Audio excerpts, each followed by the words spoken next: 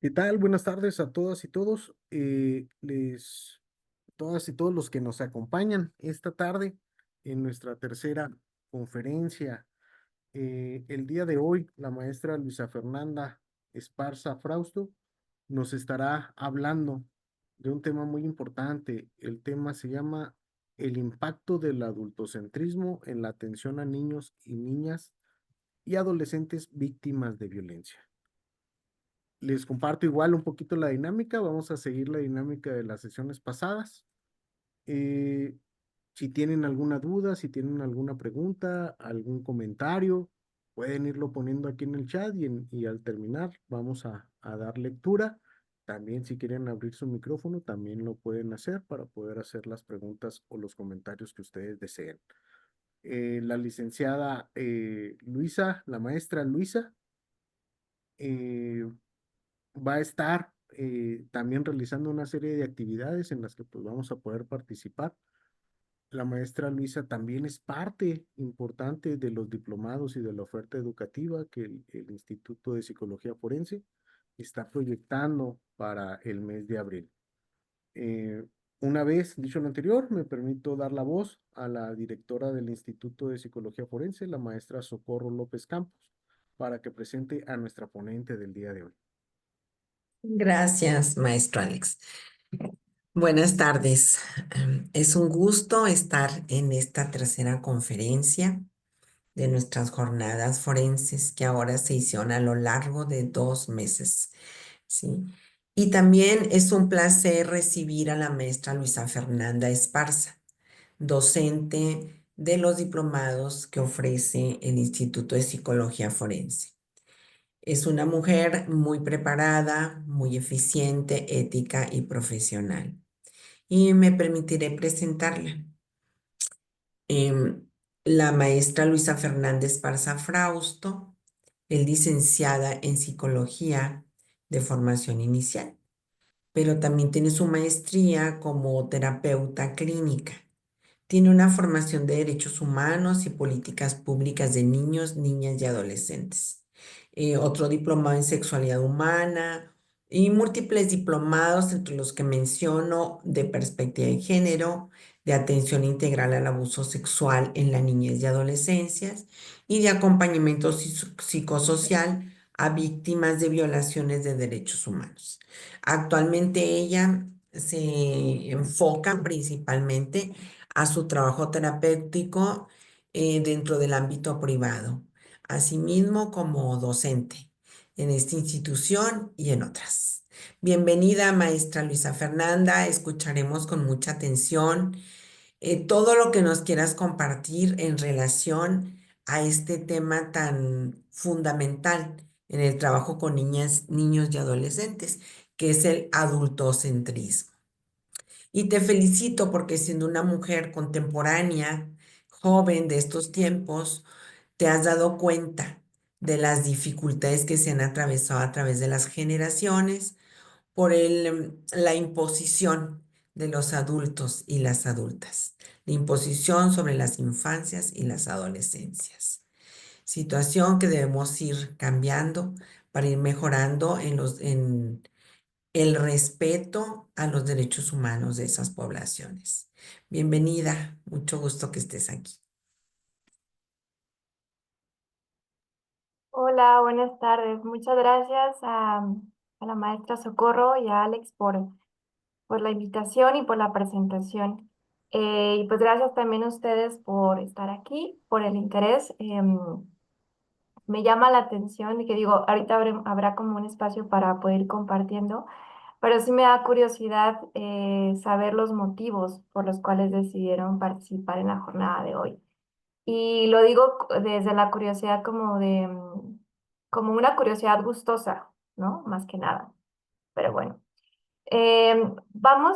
Bueno, va a ser más que nada una modalidad de conferencia. Quienes quieran participar, les voy a pedir que vayan poniendo sus comentarios en el chat y en la medida posible los voy leyendo para poder como eficientar el tiempo y poder terminar en la hora que está destinada.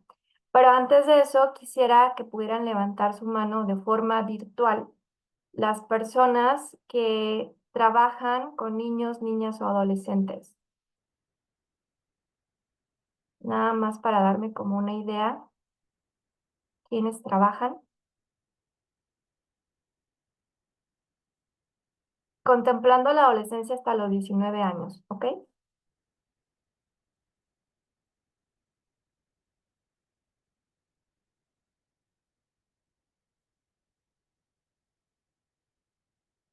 Tenemos 20, ¿ok?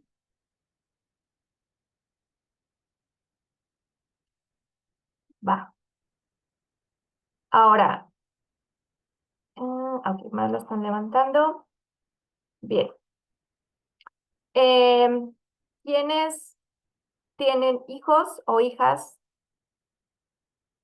que estén en el rango de 0 a 19 años de edad?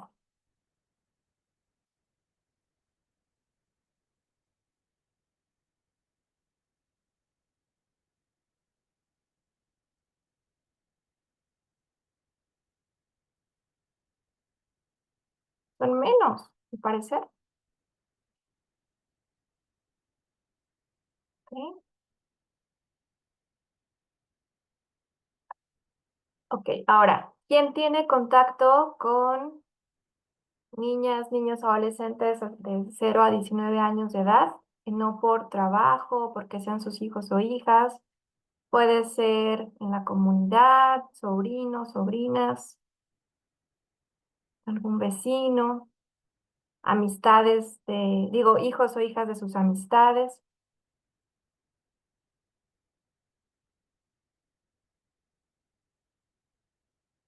¿Menos? ¿Son menos? Ok, más o menos. Ya. Bien, bueno, gracias. Entonces bajamos todas las manitas virtuales. Es imposible no convivir con niños, niñas, adolescentes, ¿no? De alguna forma. Estamos en el mismo espacio, entonces pues es esperado. Bueno, entonces, va. Hoy les voy a compartir un poco sobre lo que es el adultocentrismo, como conceptos generales, de qué forma se manifiesta y cuál es el impacto que pueda tener específicamente en el tema del acompañamiento a niños, niñas y adolescentes en situación de violencia. Esto es parte como de las materias o de los temas que suelo abordar en los diplomados, que ahorita, bueno, les estarán compartiendo un poco más de información sobre ello, pero que también va a la mano de estos enfoques de perspectiva, enfoques y perspectivas de infancias y adolescencias, que quienes trabajan pues en el tema de derechos humanos, pues, saben que también es algo que es con lo que se tiene que dar este cumplimiento, ¿no? Y que hay leyes que respaldan estos enfoques y que exigen y obligan al Estado mexicano que se trabaje desde este enfoque. Pero primero tenemos que entender cómo, qué onda con el autocentrismo, cómo nos atraviesa como personas y también como profesionistas, ¿va? Y entonces, para iniciar, les voy a compartir mi pantalla y vamos a empezar haciendo unas preguntas. Yo soy muy preguntona, ya saben, soy psicóloga, entonces me gusta preguntar y me pagan por hacer preguntas. Ya se debe de ver aquí mi pantalla.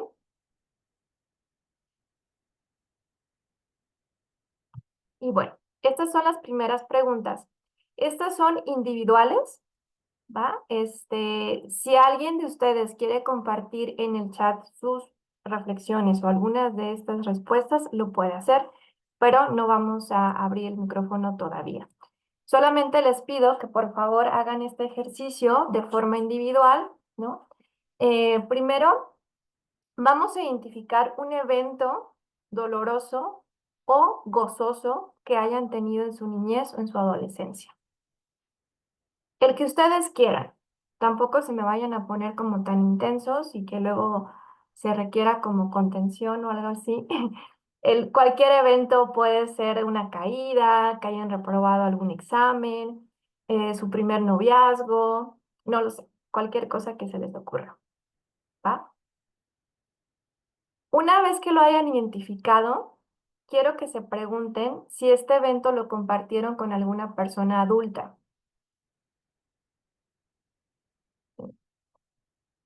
¿De qué forma lo compartieron?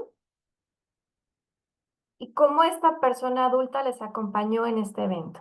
Recuerden que puede ser un evento que haya sido doloroso o que haya sido gozoso para ustedes, ¿sí? Esta persona adulta, ¿cómo reaccionó ante este evento? ¿Les ayudó? Si es que fue algo que requería como la ayuda o la cooperación de una persona adulta. Si esta persona atendió sus necesidades emocionales. En general, ¿cuál fue su experiencia con relación a cómo actuó esta persona ante este evento que ustedes compartieron con él o con ella?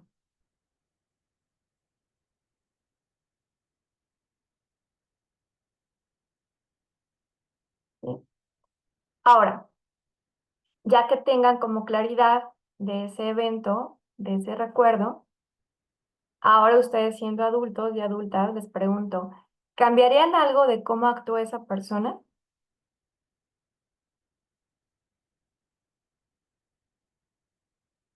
¿Haría algo diferente o me hubiera gustado que esa persona me hubiera dicho algo distinto o que no hubiera hecho nada? No lo sé.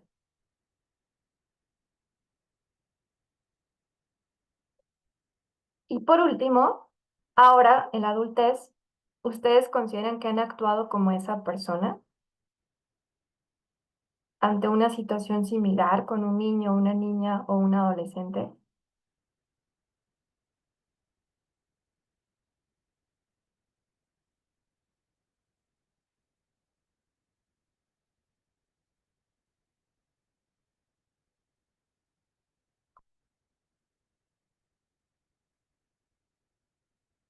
¿Listo?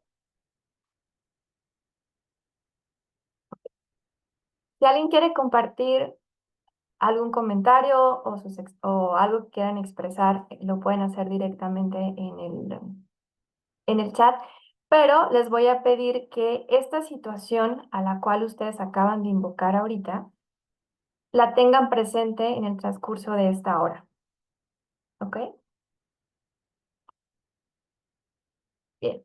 Ahora le voy a pedir a la maestra Socorro si puede leer este corto pero bonito cuento de Eduardo Galeano, de este escritor que a mí en lo personal me encanta, uruguayo. Por favor, Socorro. En algún lugar del tiempo, más allá del tiempo, el mundo era gris.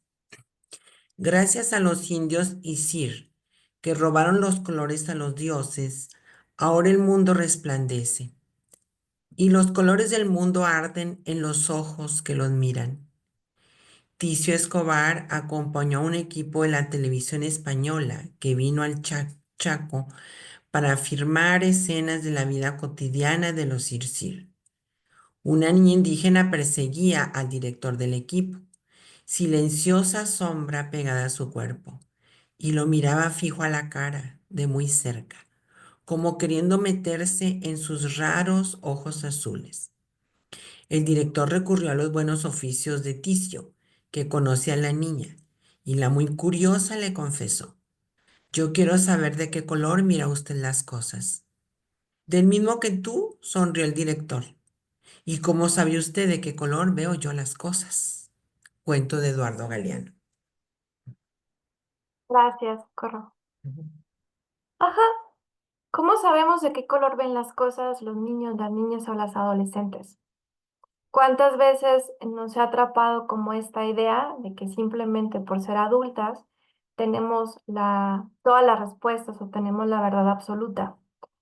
¿Qué nos hace pensar que sabemos específicamente lo que necesitan o lo que sería mejor para ellos, para ellas o para ellas?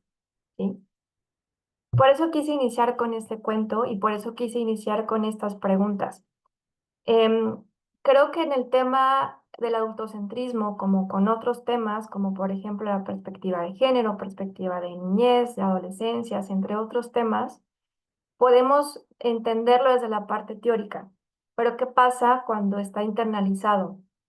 Y que justo desde estas creencias y estas conductas que están tan normalizadas y tenemos internalizadas y que se van reforzando constantemente por el entorno en el que estamos, la cultura, los momentos históricos, políticos, sociales, etcétera, pues no nos damos cuenta de cómo seguimos repitiendo ciertas conductas, ¿no? Así como este director, que él asumió que sabía perfectamente de qué color miraba las cosas de esta niña, pero en realidad, ¿de qué color las ven? ¿Cómo las ven? ¿Desde dónde la ven? ¿O qué es lo que ven? ¿Sí? Y pues bueno, qué es el adultocentrismo? Estos son como los conceptos que se establecen desde la UNICEF. Eh, con base a esto, se destaca la superioridad de las personas adultas sobre las generaciones jóvenes y se señala el acceso a ciertos privilegios por el solo hecho de ser adultos, ¿sí? Desde esta mirada, el ser adulto es el modelo ideal de persona por el cual el sujeto puede integrarse, ser productivo y alcanzar el respeto en la sociedad, ¿sí? Esta es la mirada adultocéntrica. Las personas somos el sujeto que producimos y que tenemos, ya alcanzamos como ese nivel máximo de respeto en la sociedad, lo que sea que eso signifique, ¿verdad? Porque creo que es algo subjetivo. Pero también el adultocentrismo designa en nuestras sociedades una relación asimétrica entre las personas jóvenes y las personas adultas. Hay una tensión entre estos dos grupos, ¿sí?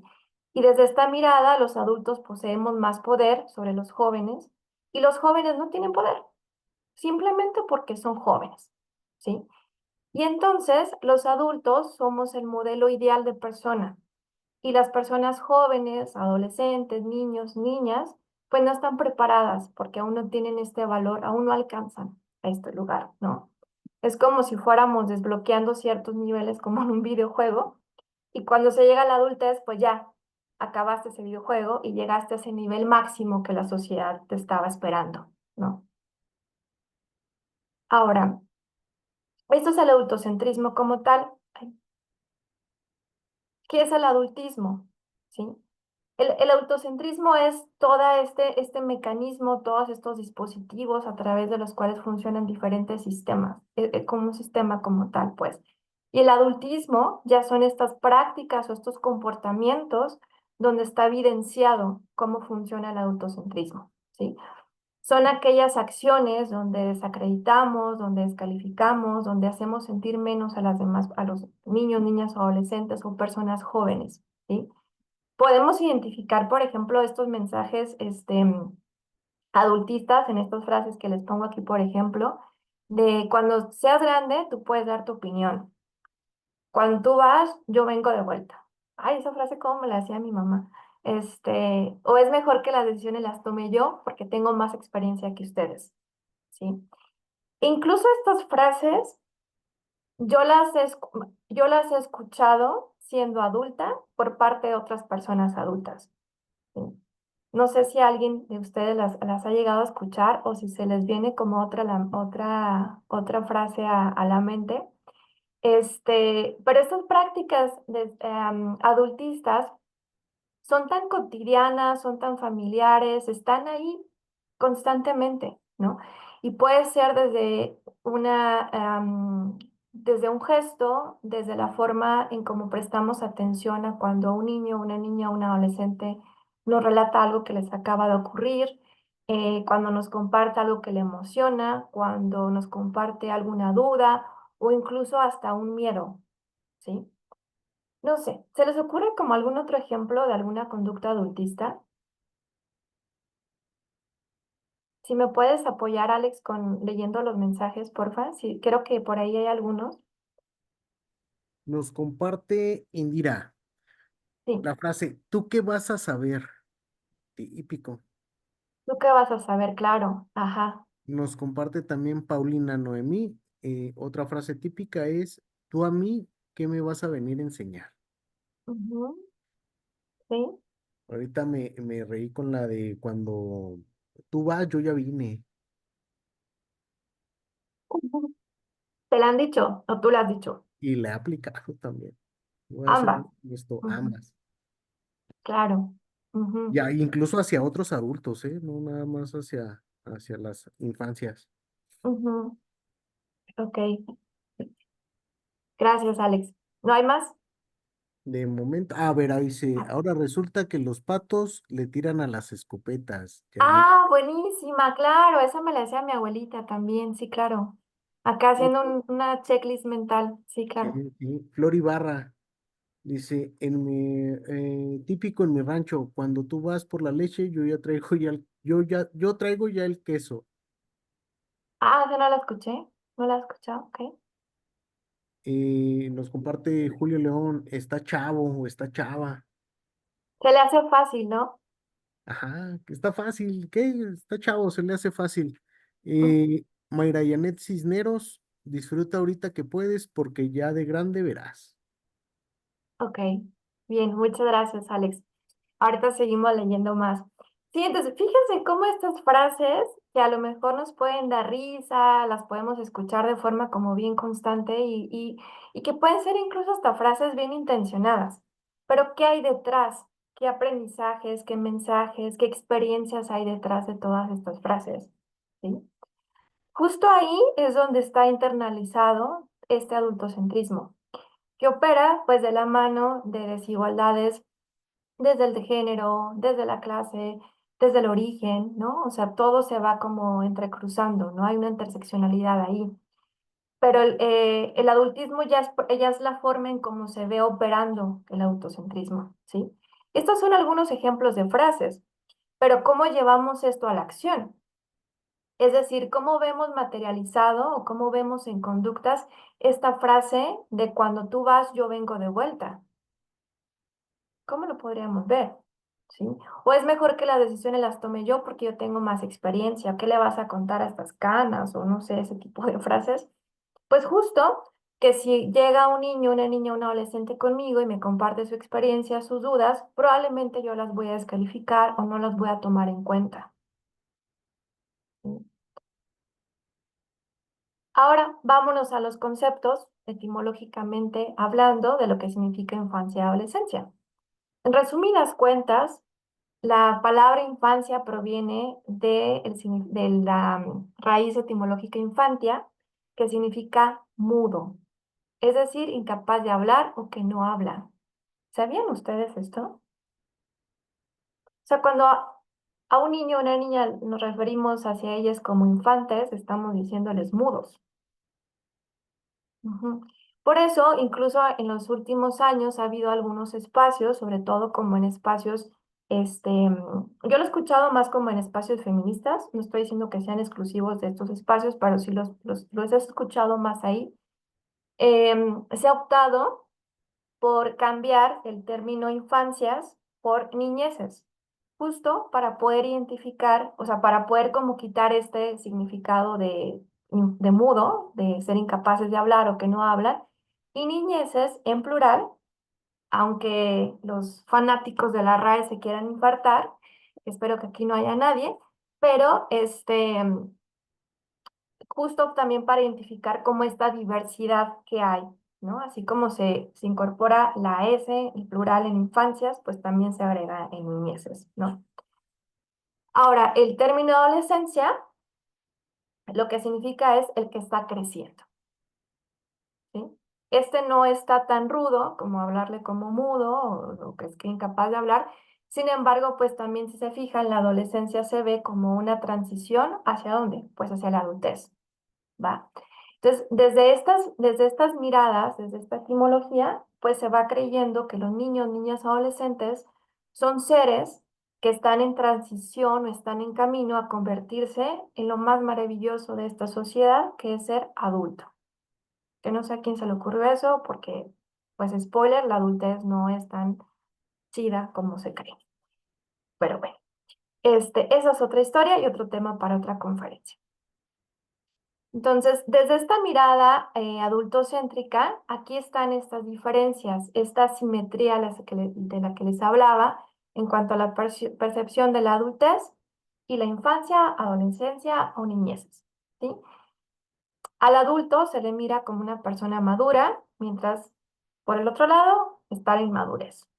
Adulto racional, los demás emocionales o irracionales, ¿no? Pensando que lo emocional es algo irracional, tachita ahí también, pero esta es como la idea general que se tiene sobre las emociones. El adulto es una persona autónoma y por el otro lado, niños, niñas y adolescentes son dependientes. El adulto es mayor, menor, el adulto es la figura de autoridad y niños, niñas, adolescentes es objeto, ¿sí? Es racional, es emocional, competente, incompetente, completo. El adulto es un ser completo. Acuérdense que ya pasamos como todos esos niveles de este videojuego porque ya llegamos a la adultez, ¿sí? Y por ende, pues los demás son incompletos. Son dependientes, son objetos, son invisibles, son vulnerables y son maleables. Contra que los adultos somos independientes, somos actores, somos visibles, fuertes y somos personas formadas, ¿sí? Que esto de actor y de objeto, para quienes saben o tienen formación en el tema de derechos humanos, pues ya sabemos que desde hace varios años, bastantes, en este cambio y enfoque en el tema de derechos de niñas, niños y adolescentes, pues estos grupos ya son sujetos de derechos, ¿sí? Como anteriormente, muchos, muchos años atrás, se les veía como objetos de derechos, ¿va? Pero en el momento en que se hace este cambio desde el derecho, desde los derechos humanos y legalmente y en tratados internacionales, que incluso esos tratados internacionales están reconocidos por nuestra Constitución mexicana, cambia este paradigma de cómo se observa jurídicamente a estas poblaciones. Niños, niñas y adolescentes son sujetos de sus derechos, ya no son objetos, ¿no? Y esto también es pues sumamente importante porque jurídicamente adquieren otras posibilidades en su acompañamiento para el ejercicio y goce de sus derechos humanos, ¿sí? Ahora, ahí les va otras 5 preguntas, ¿va? No sé cómo les fue con las anteriores, pero ahí les va las otras. Con relación a las personas adultas, uno, ¿yo trato de la misma manera a todas las personas adultas? ¿O habrá alguna diferencia entre las personas adultas con las que me relaciono? Dos, ¿tomo decisiones por ellas? O sea, ¿yo tomo decisiones por las personas adultas que están a mi alrededor?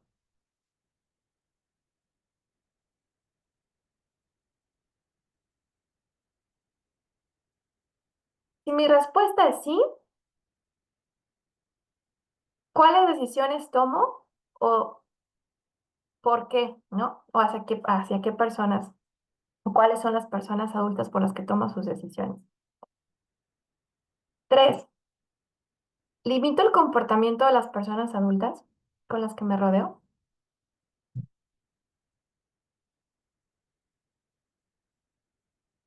Es decir, lo regaño, le regaño si se está moviendo y le digo, ya, quédate quieto, tienes harto, no me dejas ver TikTok. Este, o si está hablando mucho una persona desconocida en la fila, le digo, ya, silencio. O no sé, limito el comportamiento de cualquier persona adulta. Cuatro, les escucho y pongo atención cuando me cuentan un problema.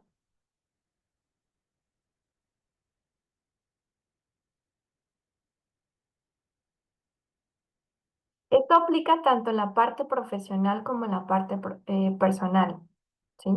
Es decir, si estoy, por ejemplo, entrevistando, atendiendo, acompañando a una persona adulta, ya sea en un espacio terapéutico, en una entrevista forense, en una entrevista clínica o en algo más, la atención que pongo es la misma cuando me cuentan un problema.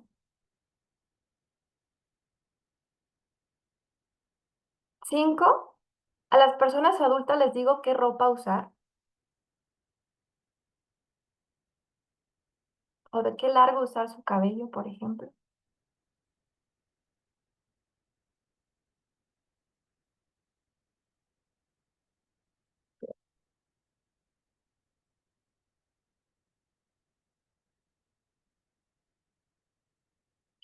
Ahora, después de haber respondido estas 5 preguntas, no sé de qué se hayan dado cuenta o si les cayó como algún 20, se acordaron de algo, ahorita ya me lo contarán. Les voy a platicar sobre cuáles son los mecanismos de socialización del adultocentrismo, ¿sí? Existen tres formas, bueno, como tres áreas, ¿no? Uno, que es la forma en cómo está internalizado, que esto ya es como de una forma, pues, individual. Dos, a través de las interrelaciones. Y tres, a través de la institucionalización, ¿sí? Uno, desde la internalización, esto tiene que ver con los conceptos que tenemos sobre la edad, ¿sí? Que era lo que lo remonto un poco a estas frases que hablábamos ahorita de las prácticas adultistas, ¿no? ¿Cuál es la idea que yo tengo de los niños, niñas, adolescentes? ¿Sí? Tengo prejuicios, hay estigmas, son estereotipos, ¿no? ¿Cuáles son también las expectativas de madurez y actitudes a partir de la edad? Esta es una forma internalizada del adultocentrismo y de cómo lo socializamos, ¿sí? Por ejemplo, bueno, yo soy la hija menor de tres, pero sí es muy común escuchar, o yo también lo llegué a escuchar en mi familia, que a mi hermano mayor le decía, no, pues es que tú por ser el mayor tienes que dar el ejemplo, pero pues seguía siendo un adolescente, con otro adolescente y otro niño, otra niña. Entonces, ahí se fijan, ya hay una expectativa de que a tal edad tenga que tener cierta madurez y actuar a partir de esa madurez, aunque siga siendo un niño o un adolescente. Entonces, ¿cuál es la internalización o cuál es la expectativa internalizada sobre esa madurez, ¿no? O como esta idea incluso de, no, pues es que ya tengo 40 años, ya tendría que tener claridad sobre lo que quiero en la vida y el sentido de existir y lo que quiero hacer y demás. Llegamos a los 40 y realmente eso no pasa en muchos casos, pero existe esta idea de que a esa edad ya lo tienes que lograr. Luego, también esta perspectiva de que la niñez y la adolescencia, como se lo mencionaba ahorita, es un tiempo de espera para prepararse para la adultez. Es como si niños, niñas o adolescentes fueran un proyecto al cual estamos como trabajando, los estamos construyendo para que finalmente lleguen a la adultez, porque todo el mundo quiere llegar a la adultez, ¿sí? Como si fuera como una antesala, a lo mejor que le puede pasar al ser humano que es ser adulto. Esa es la parte como internalizada, ¿no? Que puede ser desde creencias y por supuesto eso se va a traducir en acciones o en omisiones también. Luego, en la parte de las interrelaciones, ¿cómo son los vínculos o cómo se generan los vínculos en función de la edad, el género, el color de piel, las orientaciones sexuales o las clases económicas? Que era lo que les mencionaba ahorita, ¿no? Que todo es interseccional, todo se va cruzando, ¿sí? ¿Cómo me relaciono yo con niños, niñas o adolescentes? Y cómo son incluso también las relaciones colectivas, no nada más individuales. Y si a eso le vamos sumando ciertas características de estos grupos, ¿sí? Porque probablemente no me voy a relacionar o vincular igual con un niño o una niña que pueda ser indígena, que esté en situación de movilidad, que sea un niño trans, ¿no? O que sea, por ejemplo, una adolescente con consumo problemático de sustancias, ¿no? Entonces también eso va a ir como interviniendo en cómo me relaciono en función de todas estas características. Luego también otro mecanismo de socialización desde la interrelación es cómo se patologizan estas etapas, ¿no? Y que a la par se vincula con la otra, que es los estereotipos. Y esto yo lo he visto principalmente con las adolescencias. Este, y que bueno, también se vincula un poco con lo que vieron en la conferencia de la semana pasada, ¿no? Con la licenciada Mara. ¿Cuál es la idea general que existe de ser adolescente? Que son rebeldes, que son groseros, que no les gusta estudiar, que todo se les hace muy fáciles, que son irresponsables, etcétera, etcétera, ¿sí? Si a esto les vamos sumando características de ese adolescente o de ese grupo en específico, pues bueno, se pueden patologizar. Y esto puede llevar a estigmas, a discriminación, a segregación, ¿sí? Y el otro mecanismo, pues es la institucionalización. ¿Cuántos o cuántas de aquí pues trabajan en una institución pública? Probablemente muchas o muchos, ¿no? O hemos estado en alguna institución pública. Entonces, desde estas instituciones, ¿cuáles son las prácticas sociales Pero no solamente las instituciones públicas, sino también la familia, la comunidad, la escuela, los medios de comunicación, que también son un ente como una institución. Y cómo a través de estas instituciones se va legitimizando el ejercicio de poder sobre estos grupos, ¿sí? Y también cómo desde estas instituciones se niega la aportación política de los niños, niñas, adolescentes, la participación, el ejercicio de sus derechos, el ejercicio de la construcción de su ciudadanía, perdón, me trabé, este, y cómo esto también pues les va segregando, les va discriminando, desde la creación u omisión de políticas públicas, y cómo cuando se les invita, por ejemplo, en ejercicios de participación, al final son simulaciones y son como una participación decorativa, ¿no? Que luego, ese es otro tema, los mecanismos de participación de niños, niñas y adolescentes. Pero, por ejemplo, aquí pensaba, ¿no? Lo que se hace el 30 de abril, ya que ya mero, para que estén atentos y se acuerden de mí, como en los espacios políticos hay la niña gobernadora, ¿no? El niño presidente municipal o el niño secretario de salud, que realmente es un asunto decorativo, no es un ejercicio de participación real, ¿va?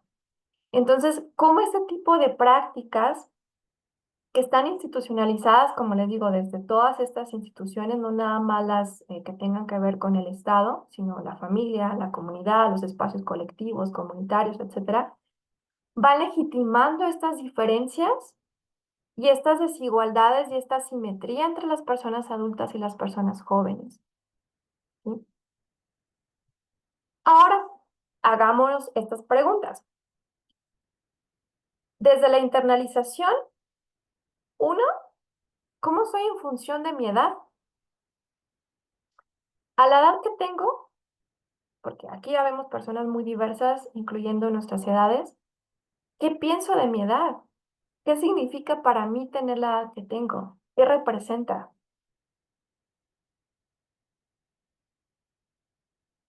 ¿Qué ideas tengo sobre el tener 40, 30, 25, 60 años? ¿Qué pienso y siento de las personas que tienen menos años que yo? ¿Cómo les miro? ¿Cómo les trato? ¿Les envidio? ¿Me caen mal? ¿Me molestan? ¿Las admiro?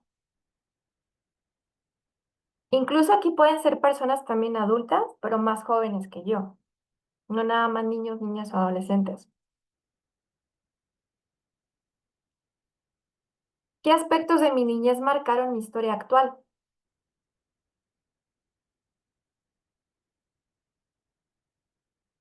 Es decir, durante mi niñez, ¿cuál fue como, si hubo como alguna situación o varios eventos que hayan impactado en cómo me veo a mí misma, cómo me relaciono con las personas jóvenes, qué me decían incluso de las personas jóvenes? O incluso tuve como la oportunidad de hacer cosas que se esperaría o que sería como común que un niño o una niña haga, o a lo mejor no. No, pues a lo mejor no, porque desde los 5 o 6 años ya tenía como la responsabilidad de cuidar a mis hermanas, preparar la comida, empecé a trabajar desde una edad muy joven, trabajaba y estudiaba desde los 15 años. Eso, como son algunos ejemplos, por supuesto, pero por ejemplo estos aspectos u otros marcaron o de qué forma marcaron mi historia actual ahorita. Y eso cómo me impacta en este momento de mi vida como adulto o adulta. Ahora, ¿cómo me relaciono con las personas en función de su edad?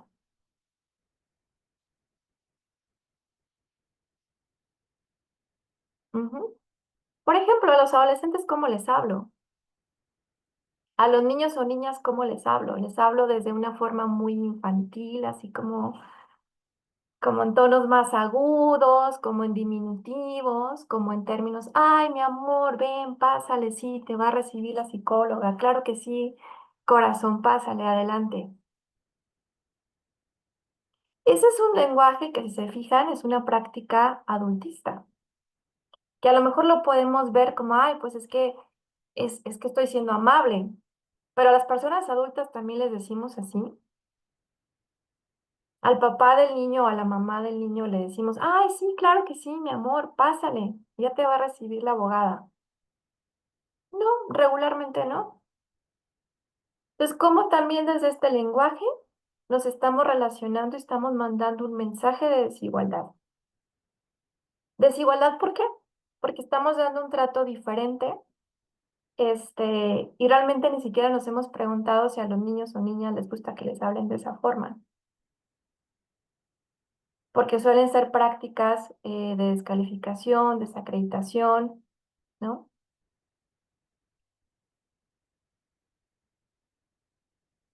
Ahora, la siguiente pregunta, ¿cómo me imagino cuando sea una persona adulta mayor? ¿Qué pienso de eso? ¿Me asusta, me preocupa, no quiero? ¿Y cómo creo que actúan las niñas, niños y adolescentes en función de su edad? ¿O cómo creo que deberían de actuar?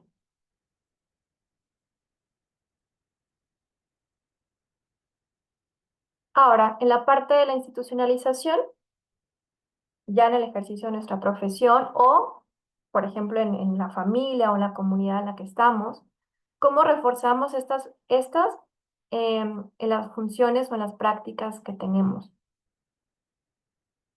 ¿Hago diferencias en las edades? Por ejemplo, a un niño o una niña que estoy acompañando por alguna situación de violencia, de maltrato, de abuso, le trato de la misma manera que una persona adulta o que un adolescente.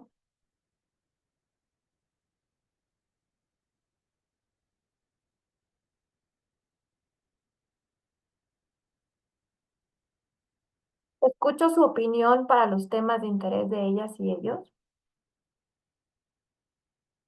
O sea, en verdad, escucho con atención, me importa la opinión de lo que puedan decirme, de algo que les importa, de algo que les interesa, algo que les gusta, algo que les llama la atención. Cuando me están compartiendo su relato sobre los hechos, ¿los pongo en duda o realmente les creo? ¿Qué tanto tiempo me tomo para atender sus necesidades o sus deseos, por ejemplo, en un proceso terapéutico o en un proceso de acompañamiento jurídico, en una audiencia, en una evaluación psicológica, en una pericial? O me atrapará como esta idea de no, pues es que los niños son muy fantasiosos, entonces probablemente está mintiendo o está confundido de que le hayan hecho esto. Porque eso también se conecta con esta idea de que los niños o niñas fantasean y pues eso los puede llevar a ser mentirosos, porque pues niño igual a mentiroso porque Pinocho, ¿no? Yo vi a Pinocho, entonces los niños son mentirosos. Entonces eso cómo impacta en mi acompañamiento o en mi trabajo con niñas o niños. Tomo en cuenta las opiniones de ellos y ellas y estas opiniones se institucionalizan, ¿sí?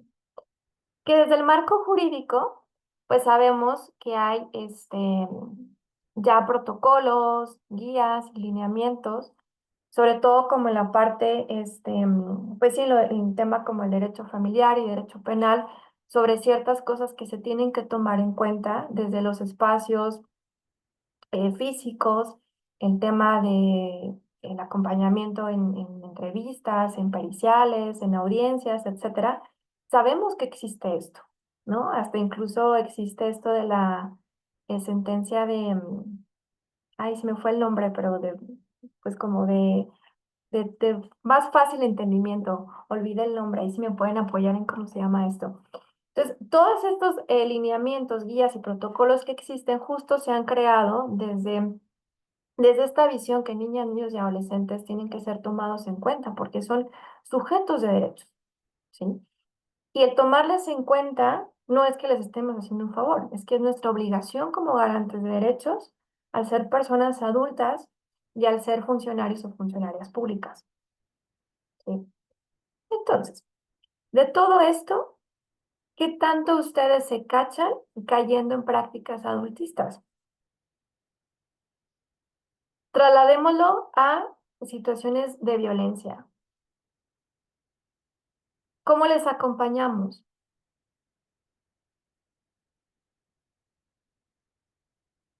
¿Qué cosas hacemos? ¿Qué cosas omitimos? ¿No? Alex, ¿me podrías apoyar? Creo que hay algunos comentarios en el chat. ¿Me los puedes leer antes de avanzar? Por favor. Sí, nos comparten, Mara Arciga nos comparte sentencias en formato de lectura fácil. Gracias, Mara, eso. Ujú. Y tenemos otro comentario, también nos comparte Indira, que ha vivido en carne propia, deseando desde niña ya crecer y ser tomada en cuenta, y ahora ya no quiero crecer más en cuestión de edad. Ujú. Sí, gracias, Indira. ¿Son Y todos? sí, son los que tenemos ahorita. Ok, perfecto. Pero retomando eso que decía, que nos compartió Indira, eh, el ser tomada en cuenta, ¿no? Realmente cómo les tomamos en cuenta, desde dónde, cuándo y para qué les tomamos en cuenta. Porque como hay esta desigualdad por la relación que hay, ¿no? Entre una persona adulta y un niño y un adolescente, pues también existe como esta, eh, de que nosotros podemos decidir en qué momento, bajo qué circunstancias y en qué términos les tomamos en cuenta. Ahí también estamos ejerciendo el poder, ¿va? Entonces, ojo ahí. Porque yo puedo decir, no, sí, yo me llevo súper bien con la chaviza porque hablo como ellos y ya, o sea, sé todos los términos y me he visto de una forma más relajada y entonces les caigo súper bien. Pero también desde ahí pues está como, me acuerdo, bueno, ahorita que pongo este ejemplo me acuerdo una vez de una adolescente que llegó y se quejó conmigo porque ella estaba en el Covach y luego me dice, estoy muy molesta porque vinieron a darnos una plática los del Instituto Chihuahuense de la Juventud. Y el ponente nos empezó a hablar así con términos supuestamente como de moda entre nosotros, y la verdad es que se veía ridículo, porque más bien nos hizo como sentir como estúpidos, como si no nos pudiera hablar como en un idioma más sencillo, en un lenguaje más sencillo, ¿no? O sea, entonces ella decía, nada más porque estamos, porque somos de bachilleres o estamos adolescentes, nada más nos va a hablar como con términos que supuestamente nosotros usamos.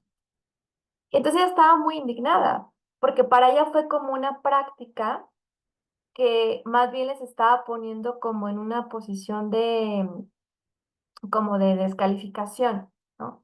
Que era como este ejemplo que les ponía a los niños, o niñas, como hablarles desde cosas muy románticas, muy amorosas, ¿no? También es como, me puedes llamar por mi nombre, no me tienes que decir mi amor, ¿no? Me llamo Luis, me llamo Juan, ¿no?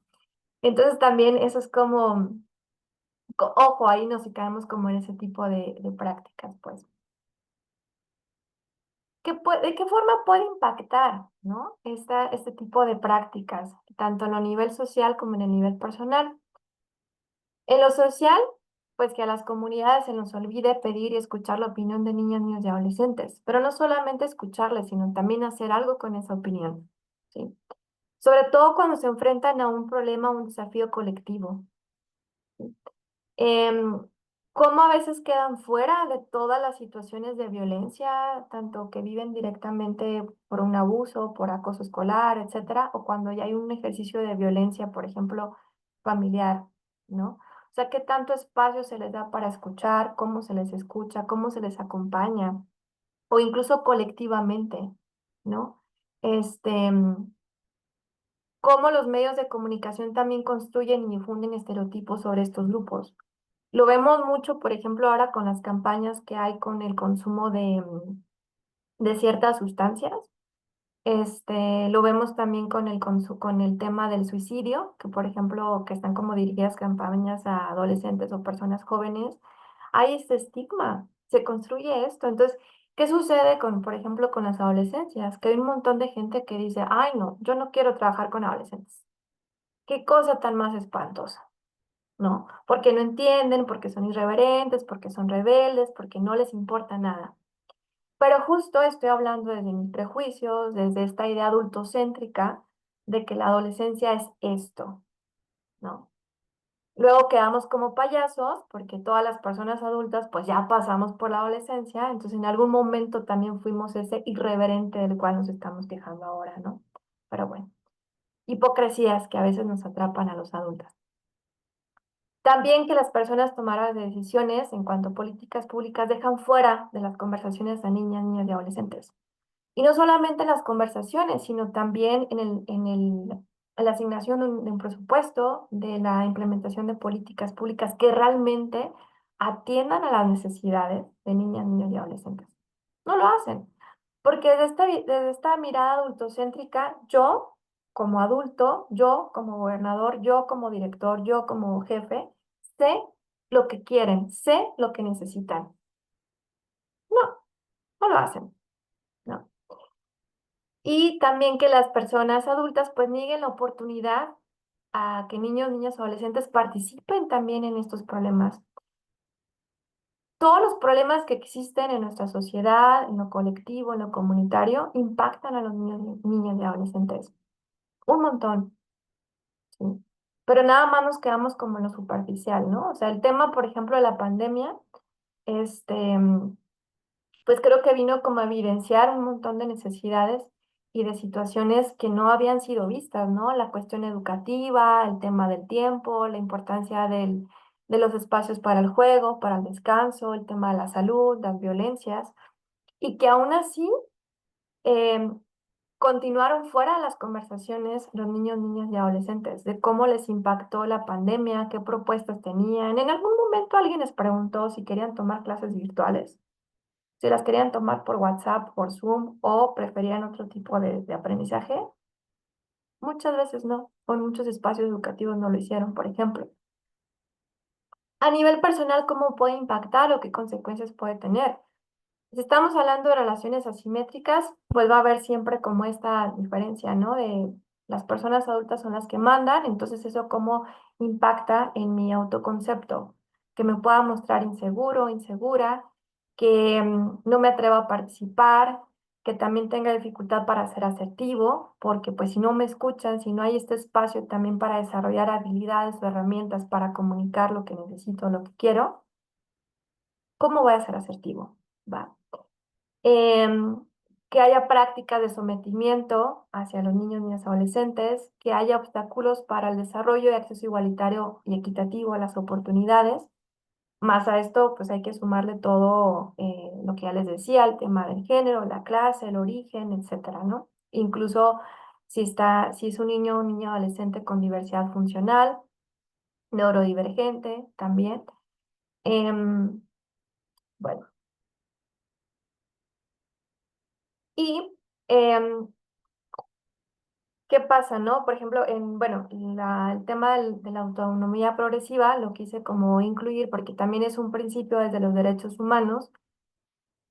Que esto como, ¿vieron cómo causa ruido? Este concepto de autonomía progresiva lo he dado un montón de veces con personas adultas y les genera un montón, les cala, pero en lo más profundo de su adultez, o nos cala.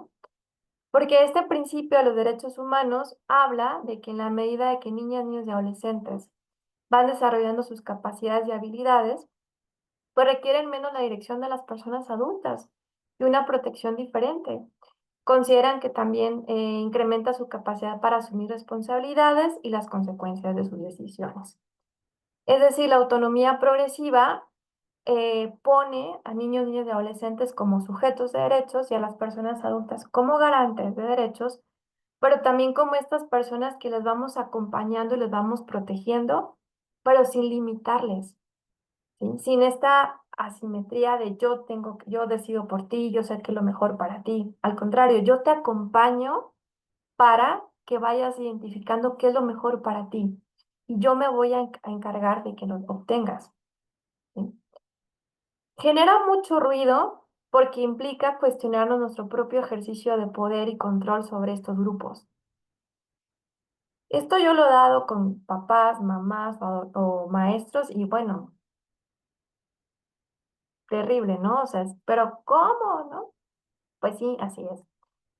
Porque en medida de que la autonomía progresiva va avanzando, pues permite que padres, madres o tutores no ejerzan los derechos de los hijos en su nombre, sino que los protegen, ¿sí? Que esto es lo que tiene que ver con ser sujetos de derechos. Este, es decir, papás y mamás no van a decir cuáles derechos van a ejercer sus hijos o no. Se encargan de garantizarlos, ¿sí? Ahorita por eso les hacía como esta pregunta de si a las personas adultas ustedes les dicen cómo usar el cabello, de qué largo, de qué color, de qué estilo, qué corte, ¿no? Porque, por ejemplo, en la adolescencia eso suele ser como un conflicto constante, tanto en los espacios educativos como en las familias. Córtate el cabello si es hombre, cómo lo vas a traer así largo, o si es mujer, peínate, o no te lo pintes de ese color, etcétera. Porque yo soy yo decido cómo debes de vestirte, cómo debes de verte por la edad que tienes, porque esto es formación, porque es una forma de volverte responsable y demás, ¿no? Ese es el discurso desde espacios educativos y otras personas adultas. Pero en realidad esto pues impacta como en el desarrollo pleno de la personalidad de cada niño, niña, adolescente, ¿sí? Y entonces ahí estamos decidiendo por esto, por ellos, cómo van a ser, qué les gusta, qué no les gusta, cómo se deben de vestir, ¿no? Y que es un conflicto, pero bueno, constante, ¿no? Yo lo veo muchísimo como en consulta, genera muchísimo ruido. ¿Pero por qué genera ruido? Justo porque nos interpela todas estas creencias adultocéntricas que tenemos, ¿sí? Porque así como tenemos estas creencias machistas, estas creencias sobre personas migrantes, tenemos creencias sobre personas indígenas, también tenemos creencias sobre los niños, niñas y adolescentes. Y cómo el ser adulto, cómo es ser adulto. Y si soy adulto papá, ¿cómo debo de ser ese adulto papá? ¿Va? Y bueno, como conclusión, es que la historia de la niñez refleja múltiples formas de discriminar a niños, niñas y adolescentes, desde no nombrarlas hasta privarlas de su derecho a la vida, por ejemplo, el infanticidio, el matrimonio infantil y muchas formas de explotación. Em, El concepto de la infancia o la niñez también responde a un momento histórico, político y económico, ¿sí? O sea, no es solamente como esta definición etimológica que les compartí, sino también responde a la conceptualización que se le da en ese momento preciso que se está viviendo, ¿sí? Y justo como estas prácticas que menciono aquí, que son formas de violencia, o sea, continúan existiendo aquí, en nuestro estado, en nuestra comunidad, ¿no? El embarazo a tempranas edades, que suele ser violación, el impedirles tener acceso a una interrupción del embarazo, a métodos anticonceptivos, etcétera. Estas son formas de discriminarles desde estas visiones adultocéntricas, que son un ejercicio de violencia y que estamos coartando sus derechos humanos y derechos humanos básicos también. Y por último, la infancia constituye el resultado de un complejo proceso de definiciones, acciones institucionales y cambios sociales en los sentimientos, que es lo que les mencionaba ahorita. Los mecanismos e ideas creadores de la infancia corresponden a los mecanismos e ideas creadores del control de la misma. Es decir, creamos estos mismos mecanismos de lo que es la infancia para controlarles, ¿sí? Por eso, desde esta perspectiva de este autor, la historia de la infancia es la historia de su control, ¿va? Y bueno, hasta aquí sería mi participación. Me gustaría que si me pueden compartir brevemente los últimos mensajes que hubo, o si hay alguien que quiera hacer alguna pregunta o un comentario. Hay varios comentarios en el chat, maestra, Sí, pero también si quieren abrir su micrófono, empezamos con los micrófonos.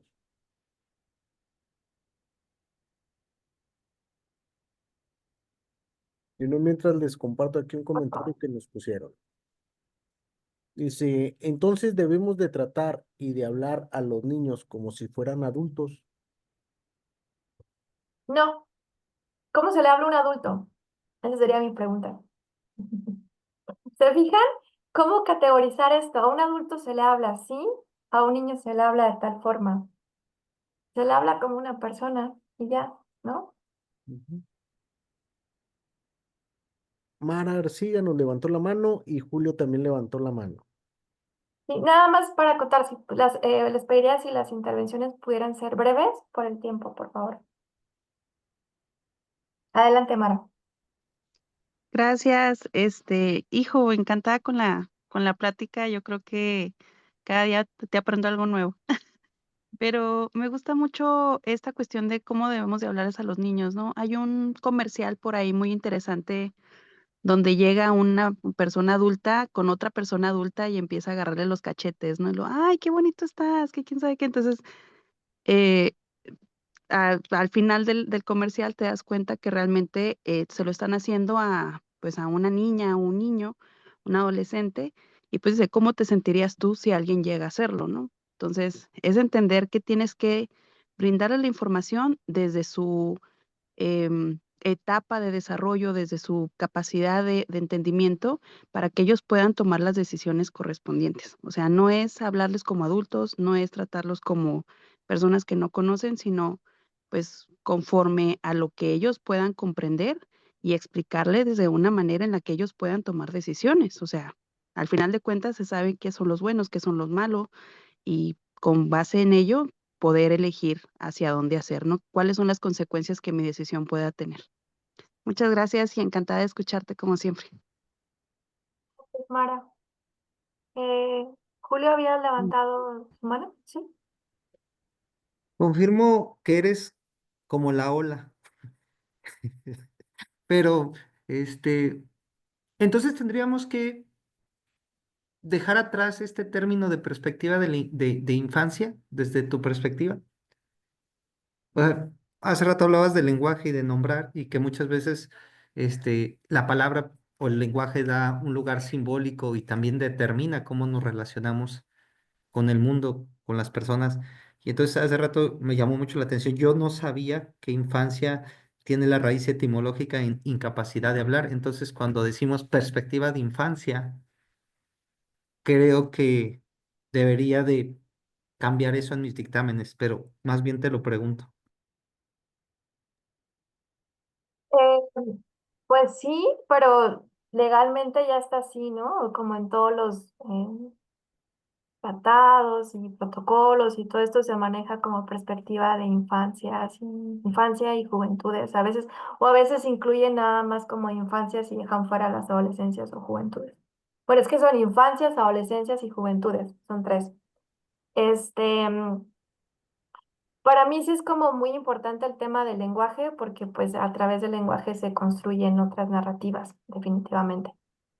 Yo también me impacté cuando supe el significado y me impacté más de que lo supe hace como 6 años.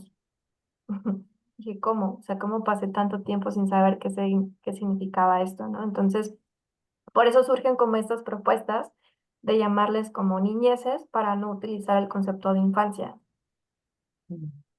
Pero ya desde una cuestión como técnica o académica, no sé qué tan propio, entre comillas, sea utilizarlo como tal, ¿no? Digo, por todas estas cuestiones como de que muchas personas se pueden como rasgar las investiduras, ¿no?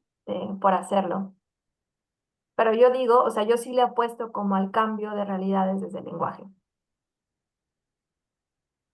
Ujú. Maestra Socorro levantó su mano. Sí, sí, sí, sí. Pues primero felicitarte, Luisa Fernanda. Me gustó muchísimo tu perspectiva y tu dinamismo para impartir esta conferencia. El lenguaje es quien construye la realidad. Entonces, empezar a cambiar nuestro lenguaje puede empezar a cambiar la forma en que miramos. Por otro lado, el que miremos desde otro lugar de mayor respeto, de mayor igualdad, de mayor respeto también a los derechos humanos, a las niñas, niños, a los los y las adolescentes. Nos obliga a las personas adultas a cambiar, ¿sí? Tenemos que cambiar. No solamente es algo tan sistémico, ¿no? Nosotros cambiamos y las otras personas cambian.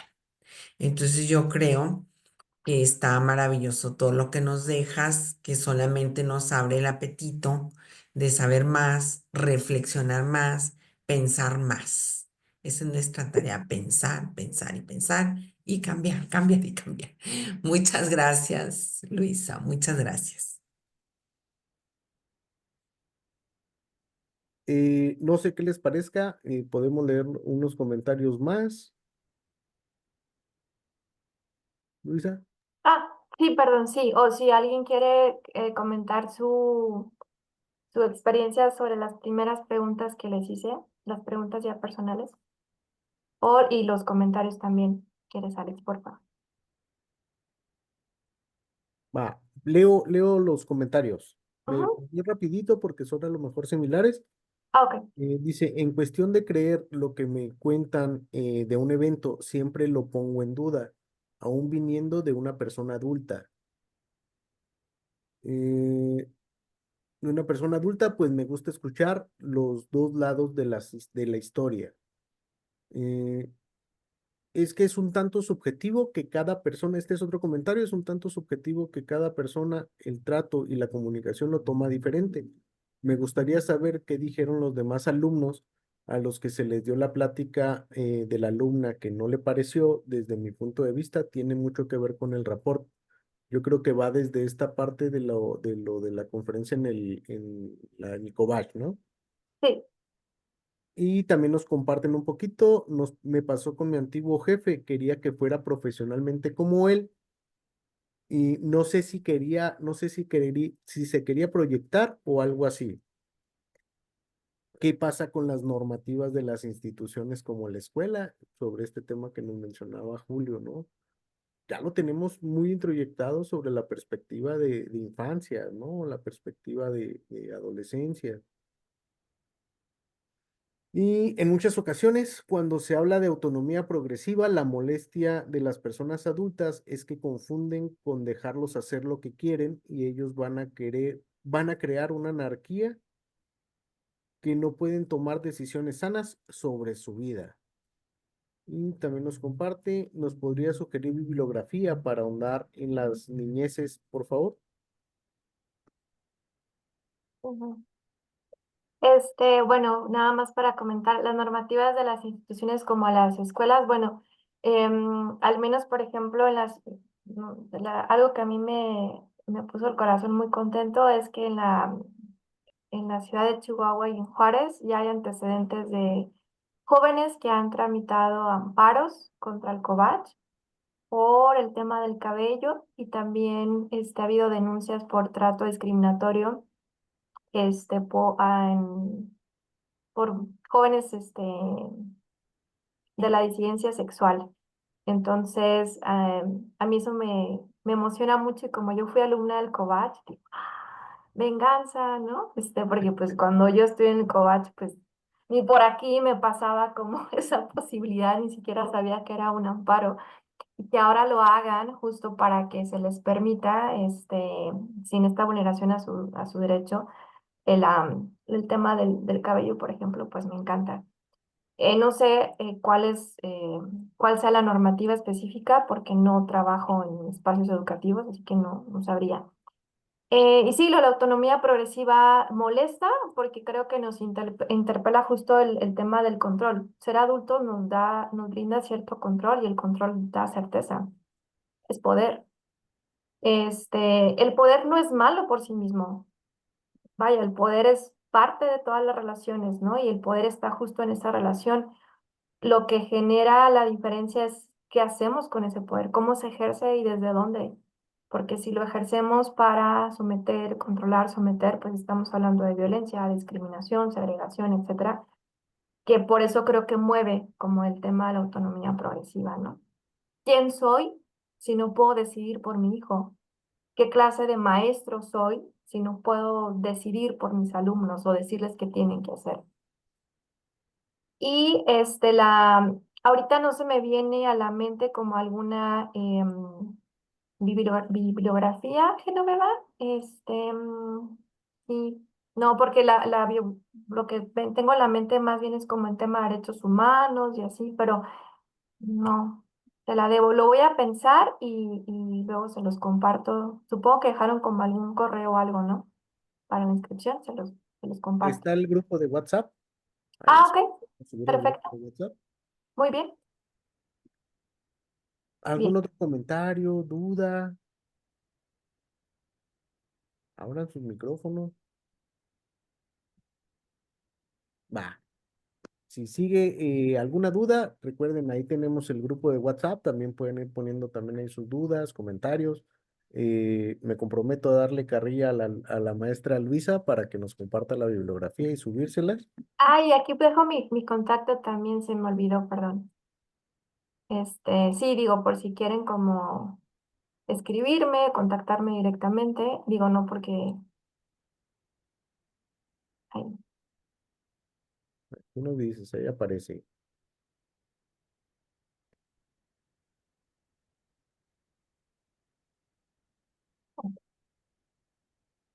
Ahí quedó, ya se está proyectando. va. Y pues agradecerle mucho, maestra, de manera muy amplia su participación. Es un tema que todavía a muchos adultos, aunque trabajemos estos temas, se nos complica y necesitamos entrarle de lleno. Eh, Aquí están los datos de la maestra. No nos queda más que agradecerle la participación del día de hoy. Excelente tema, totalmente. Eh, para la siguiente semana, recordándoles, nos vemos igual el día jueves. Nos vemos el día jueves con el licenciado Marcos González. Nos va a estar compartiendo un tema muy importante también, lo que es la construcción social de la masculinidad. Tanto la maestra Luisa como el maestro Marcos van a estar participando, les recuerdo, dentro de los diplomados y de la oferta educativa, principalmente en los próximos que se van a aperturar. Ahorita tenemos ya posibilidades y fechas para el diplomado de acompañamiento y atención en grupos psicoeducativos, psicosocioeducativos para hombres. También tenemos los grupos, el diplomado para atención a niños, niñas y adolescentes inmersos en problemas legales, ¿ya? Que son los próximos a aperturarse. Y también el diplomado de peritaje especializado en materia familiar. Vayan checándose la oferta educativa, estamos próximos a iniciar. Y si no tenemos algo más, nos vemos la siguiente semana. Gracias por acudir, infinitamente agradecidos. Nos vemos la siguiente semana. Alex, creo que hay personas en el chat que comentan que no están Bien. inscritas en el grupo de WhatsApp. Hola, Flor. Déjenme checarlo. Hola, Indira. Si pueden dejarnos aquí su numerito y nos encargamos rápido de mandarlos al grupo de WhatsApp. Déjenos su numerito, por Hola, favor. Gen.